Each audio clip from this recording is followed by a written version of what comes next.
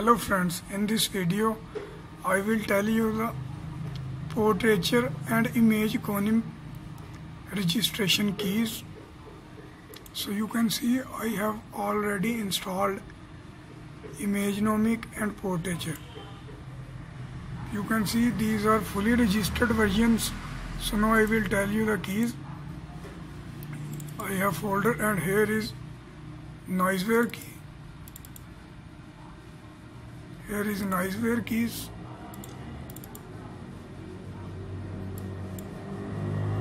Here is the keys for Noiseware.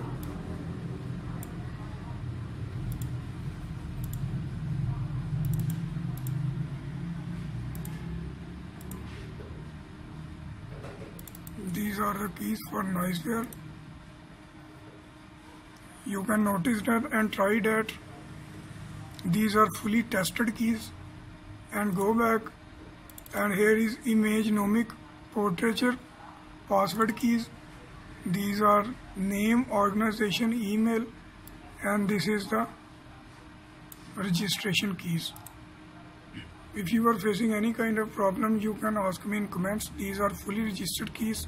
So thank you so much for watching.